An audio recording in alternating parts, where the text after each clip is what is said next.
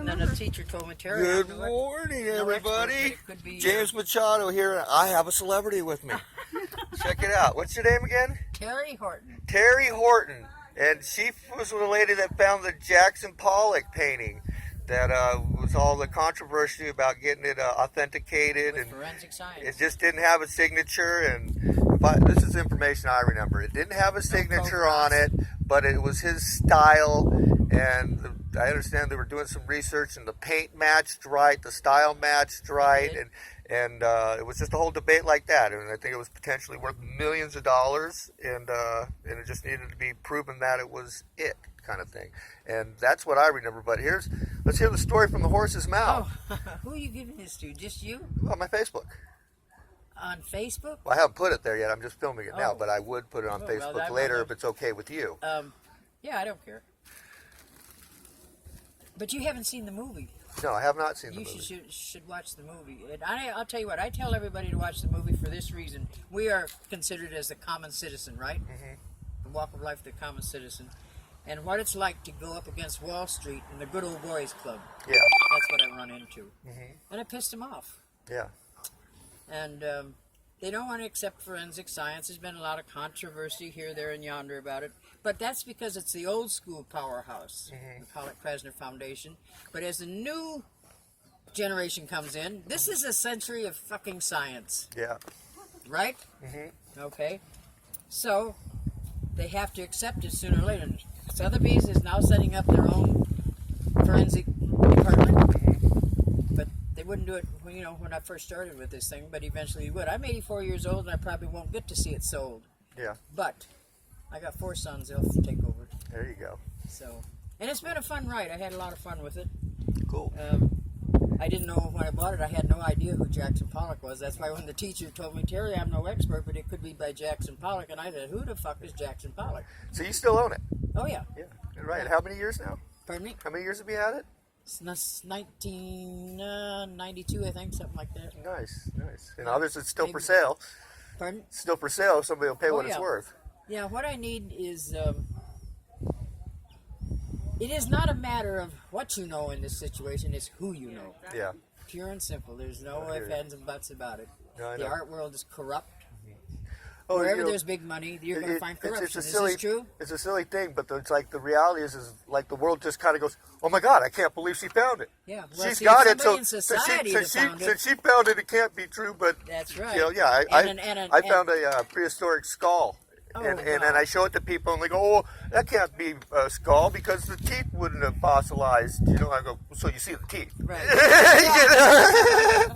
So. What was the question? I was going to tell you something. We're talking about the Jackson Pollock painting that you found. But you got to take me back to where I was. Damn it! I was going to tell you something that's really important. No. We were talking about politics around it. Politics around it. Oh. That's what happens when you're 84 years old. It happens when you're 62. I think I live here, right? Yes, you do. Okay. I know where I was going. I had somebody do an investigation on it because of the IFAR report. Mm-hmm. You know what that is, the International Foundation of Art. Okay. IFAR, they're the ones that the Pollock-Krasner Foundation turned over to authenticate when Jackson Pollock paintings come around. Well, they've never authenticated a one.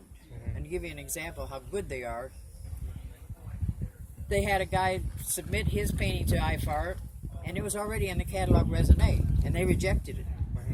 It didn't stay on the news for 2 days, and it was taken off. I mean, that's the power behind the Pollock-Krasner Foundation. And anyway, now this new guy investigated and debunked the IFAR report. It's no good. Well, it wasn't any good when they did it because they didn't sign it or nothing. And now we have found out it's the original number 5.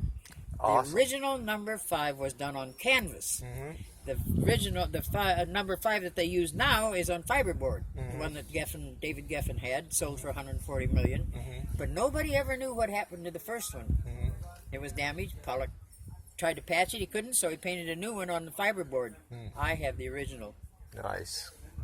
Now, there's so much stuff to prove it. We had a dossier written up about it. And 2 guys did the investigation, and We have the proof that that's the original. Now, they know about this painting. It's mentioned in the catalog raisonné, but they didn't put in the catalog raisonné that it's missing, and they should have. They should have said, we know about it, but we don't know where it is. But they totally ignored that. So that makes the debunk on the catalog raisonné, right?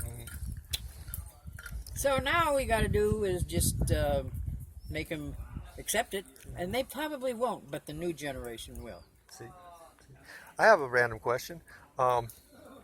When you acquired the painting, what kind of information did you gather from the people you acquired it from? Who I acquired it from? I got it from a thrift store. They knew nothing about it. They had bought the contents of a house up in Victorville. Okay. Bought everything, and that happened to be in there. Okay. And then they brought it down to San Bernardino and put it in their thrift store. And I was in there one day, and I wanted to buy it for this friend of mine that was depressed, 48 by 65. And she lives in a little trailer, and I knew it wouldn't go through the door. You know what? Maybe if you track the owner of that home, there might be a connection to them and Jackson Pollock. You already tried it? Yeah. There's nothing there. We thought for a while it might have been Pollock's brother, but no, he was in Paris when he died. So we don't know exactly how it got there, and probably never will. But who gives a shit? Yeah. Too bad Pollock ain't around to go, that's it, that's mine. He is around. Oh, he is? When I went over to it's really weird because I think the painting is ugly. I do. I mean, it's just... the only time I saw it was pretty was at a friend of mine's, and we walked off the elevator where he lives, and he had it up on the wall, and he had all the lights on it, and it was beautiful, the colors and everything. But otherwise, yeah. Well, and I mean, you no disrespect, but I'll give you the $300 I got in my pocket and my Jetta right there for your painting, no problem. Oh, no shit. Yeah, no shit. Yeah. Give you everything but my firstborn. So when he told me that, why, I started investigating and found out what they were worth. And it's been a good ride. I've had fun with it.